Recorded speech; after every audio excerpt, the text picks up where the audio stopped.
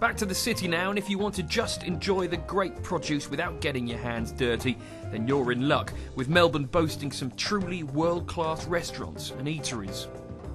Oh, the quality of the Melbourne dining scene is very, very exceptional. I mean, for a town of this size, and really it is a town compared to some of the larger cities that Melbourne dining is compared to, we are a small place, and it's a very eclectic mix of cultures, and therefore a very eclectic mix of restaurants and foods.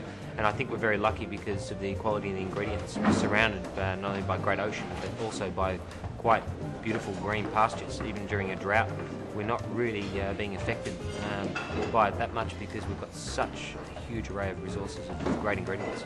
Vue de Monde is an interesting concept where there is no menu, and basically I started that concept purely because the confidence of the diner was to draw themselves to certain dishes, and for me, because of the array of ingredients we do have in Australia, I wanted a little bit more confidence from the diner, and the only way to do that was actually to let them go, just let them relax. So not give them a menu and say, what do you like, what don't you like, and leave the rest to us. You know, of course, budget comes into it, and we do try to cater for quite a number of budgets, so it's not just one fixed price menu. It starts at a minimal price and then works its way up per course.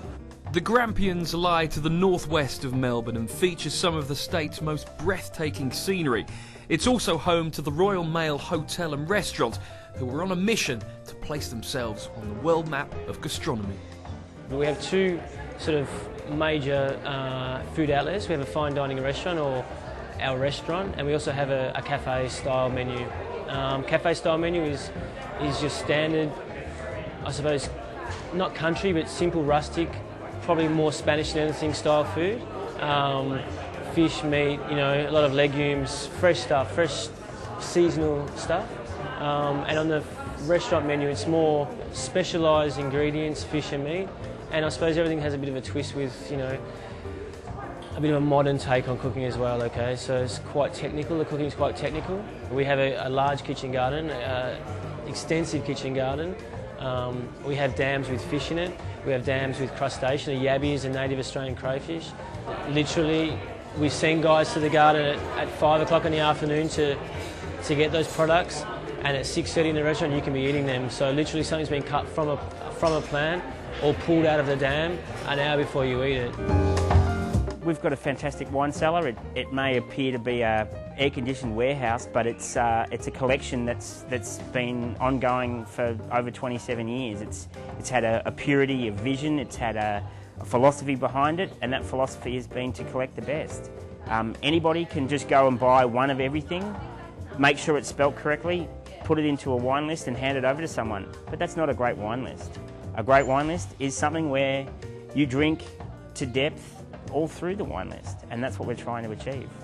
We're very fortunate. We're in a fantastic wine area as well. Within 45 minutes drive of here, there would be at least half a dozen world-class wineries.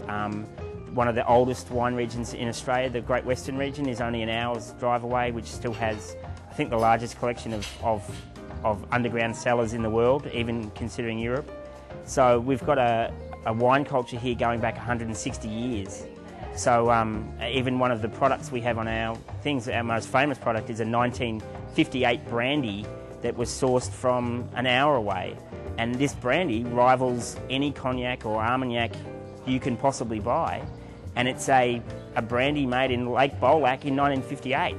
So we have this fantastic opportunity to not only showcase our great cellar of beautiful old European wines, but a wonderful history of the local region. I mean, we've been making world-class wines in this area since the 1850s. But that really is just the beginning of the food and wine story in Victoria, with thousands of farms and hundreds of wineries supplying some of the finest produce you'll find. This really is the place to visit to satisfy even the most hearty of appetites.